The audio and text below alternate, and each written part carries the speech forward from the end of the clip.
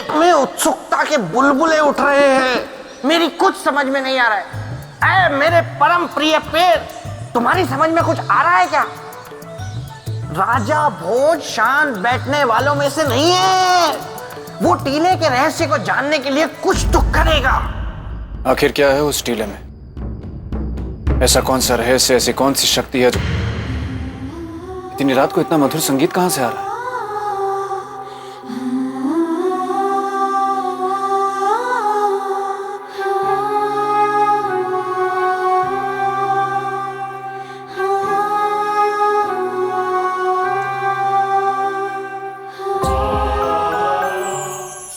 जीवित तितलियां?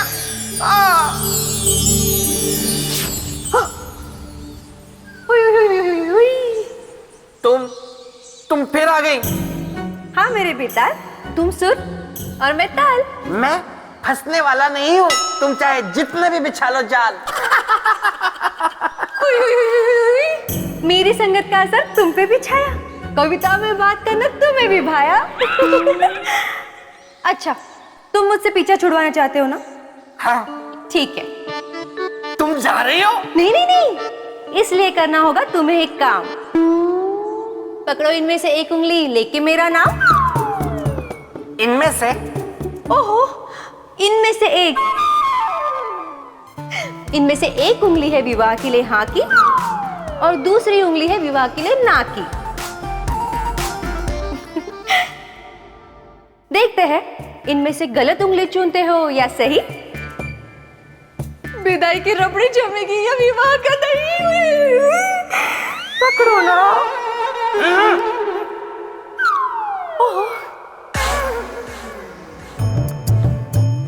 आज मैं ये कहानी खत्म कर दूंगा।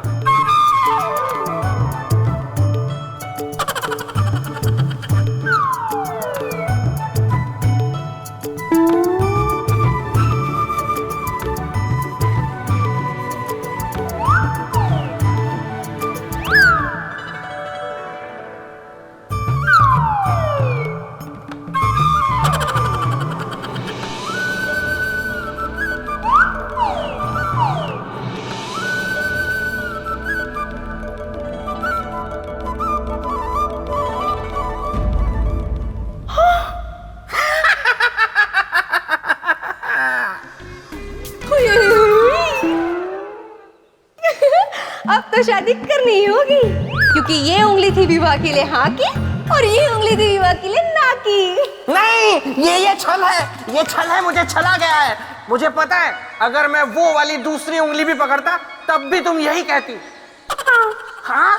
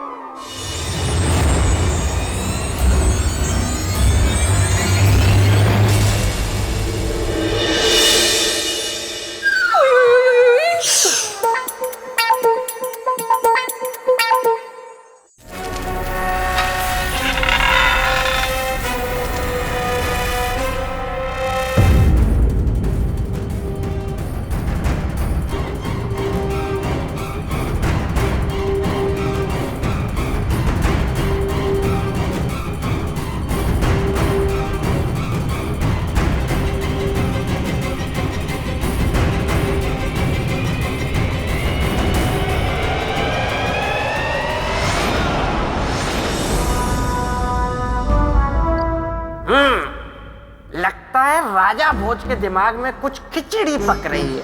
ओहो, आपको खिचड़ी पसंद है?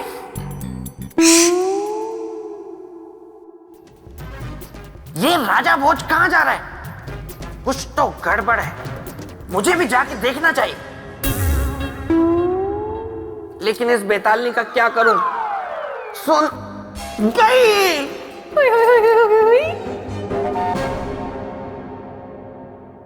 सुनो, तुमने सोने की चिड़िया देखी है? नहीं। देखोगी? नहीं। देख लो ना, मैं दिखाऊंगा। बहुत बड़ी सोने की चिड़िया है, तुमने कभी नहीं देखी होगी। वो देखो, वहां दूर वो जगह दिख रही है तुम्हें? हाँ, वहां पे देखती रहो। वहां पे एक बहुत बड़ी सोने की चिड़िया अभी आएगी और वो चिड़िया बस उड़ी।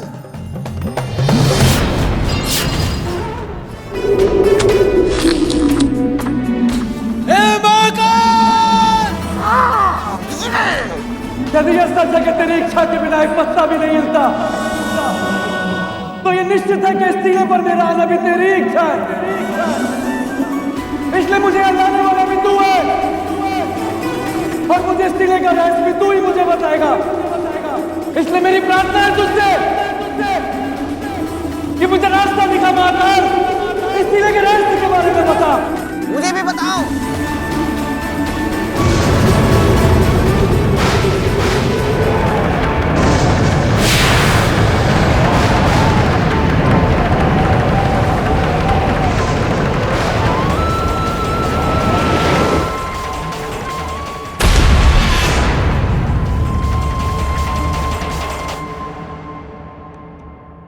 ये कौन सी जगह है? मुझे भी देखनी पड़ेगी।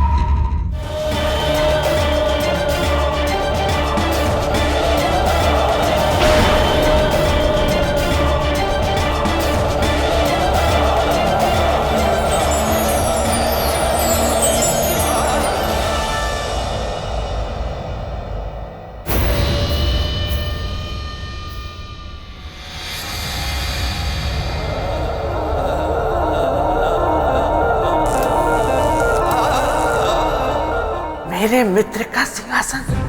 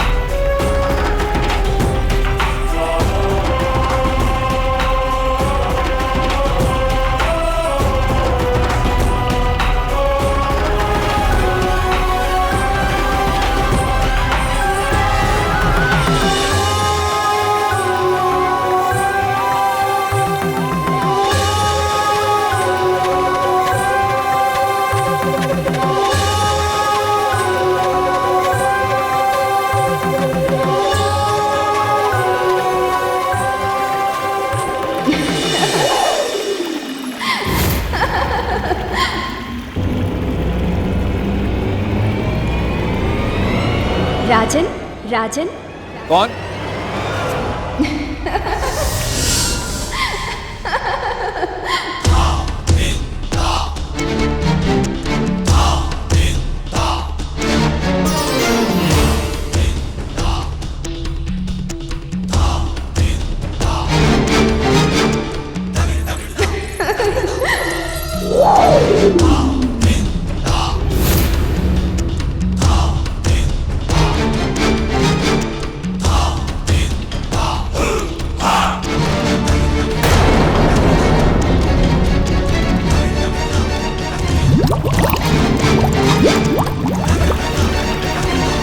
चौंकिए मत राजन,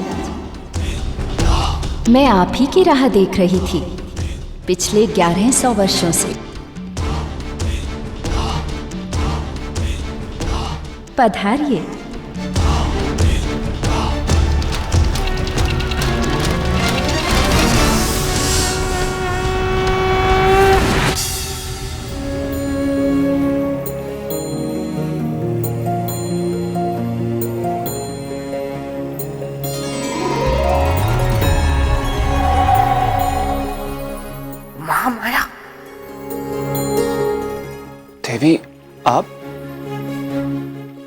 आप और मेरी राह, और वो भी पिछले 1100 वर्षों से।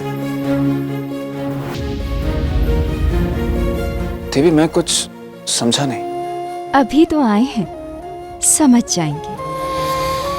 आप बस इतना समझिए कि व्यक्ति समय और भाग्य का दास होता है। उपयुक्त समय आया तो भाग्य ने आपको यहाँ तक पहुँचा दिया। अब इससे आगे आपके उद्देश्य तक आपको आपका कर्म ले जाएगा। कर्म का धर्म जग में अति महान। जो न समझे इसके मर्म को, वो व्यक्ति मूर्ख महान। देवी, परंतु आप हैं कौन?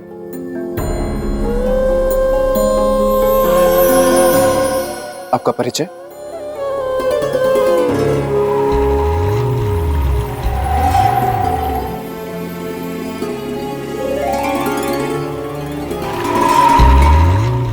रहस्य का भंवर बहुत तेज और गहरा होता है राजन।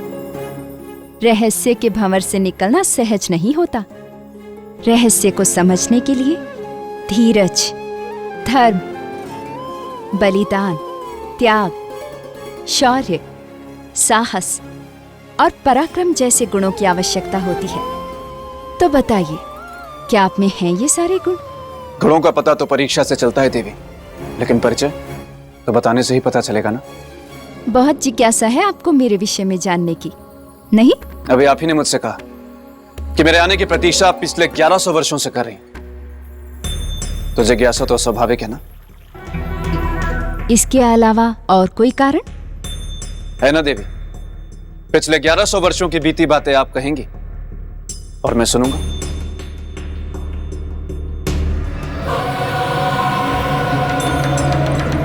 माया में खोया, माया में लिप्त, माया में रचा बसा ये संसार। सबको दिखता सच, पर ये सारा जग माया का भ्रमजाल। देवी, मैं कुछ समझ नहीं पाया। क्या रहस्य? नहीं, आपका परिचय? हाँ। मेरा नाम महामाया है। मैं रक्षिका हूं यहाँ की। किसकी? इस स्थान की या फिर इस सिंहासन की? केवल सिंहासन कहना इस सिंहासन का अपमान होगा राजन, क्योंकि ये कोई साधारण सिंहासन नहीं है। ये न्यायप्रिय चक्रवर्ती सम्राट विक्रमादित्य का अति असाधारण सिंहासन है। चक्रवर्ती सम्राट विक्रमादित्य? देवी, लेकिन ऐसी क्या विशेषता है सिंहासन में? विशेषता ये है कि न्याय का सिंहासन है। सिंहासन 32, जिसे देवराज इंद्र ने पृथ्वीलोक के महापराक्रमी सम्राट विक्रमादित्य के न्याय से प्रसन्न होकर स्वयं उन्हें भेंट दिया था। एक मनुष्य के न्याय से प्रसन्न होकर देवताओं ने एक ऐसा अनोखा उपहार भेंट किया? प्रणाम देवी। बेताल, तुम यहाँ?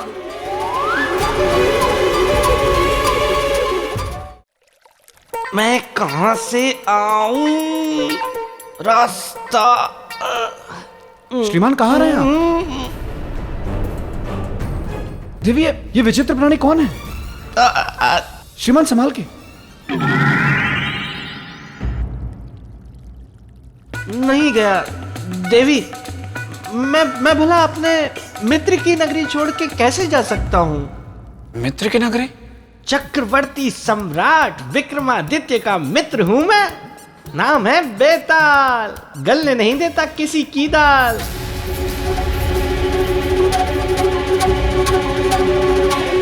बेताल, तुम यहाँ क्या करने आए हो?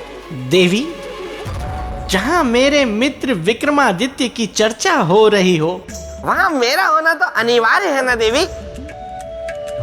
मैं तो पहले ही आ गया था, छुप के बैठा हुआ था, सब सुन रहा था मैं। बेताल, तुम कभी नहीं सुधरोगे।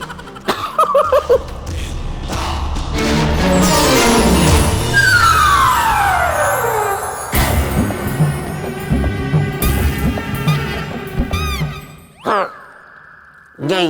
हाँ तो मैं यहाँ हूँ बेताल।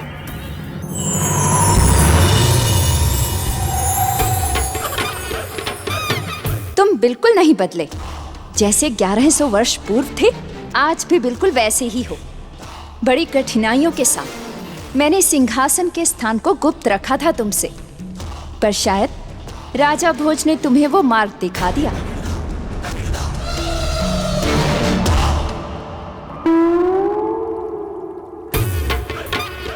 आराम से बेताल। संभाल के गिर जाओगे।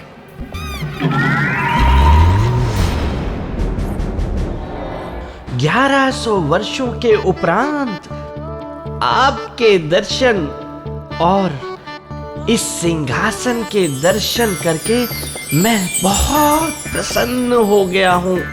कहीं तुम्हारी प्रसन्नता हमारी चिंता का कारण न बन जाए। नहीं नहीं नहीं नहीं नहीं देवी, कदापि नहीं। मैं तो आपका सहायक बनूंगा और राजा भोज को अपने मित्र के बारे में ज्ञान दूंगा, क्योंकि मेरा मित्र विक्रमादित्य कोई साधारण मनुष्य नहीं था। आप बिल्कुल ठीक कह रहे हैं। सर्वप्रथम भोज के प्रणाम को स्वीकार करें, श्रीमान बेताल।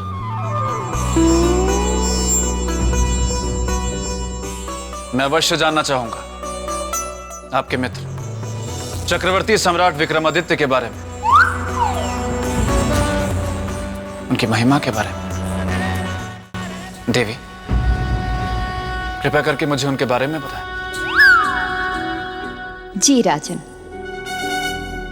प्राचीन समय की बात है जब सूर्यदेव और शनिदेव में श्रेष्ठता को लेकर गहरा विवाद हो गया और उसी विवाद को निपटाने के लिए सभी ग्रह पहुंचे इंद्र के दरबार में। इंद्रदेव, आज आपको निर्णय करना ही होगा कि हम दोनों में श्रेष्ठ कौन है, मैं या सूर्यदेव।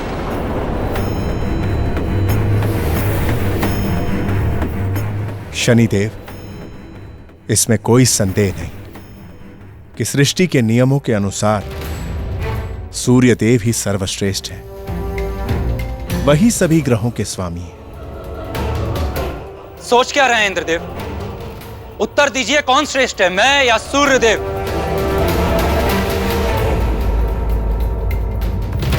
सोच क्या रहे हैं इंद्रदेव? निर्णय दीजिए कि हम दोनों में श्रेष्ठ कौन है, मैं या फिर सूर्यदेव?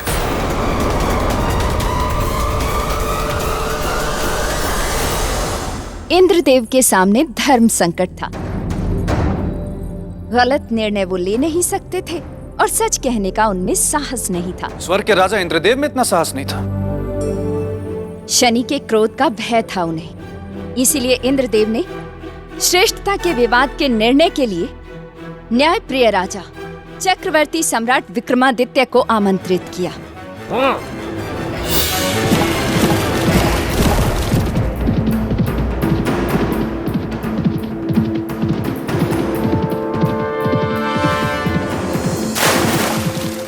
उस काल में पृथ्वी लोक से स्वर्ग लोक तक सशरीर जाने वाले एकमात्र वही राजा थे, न्यायप्रिय चक्रवर्ती सम्राट विक्रमादित्य।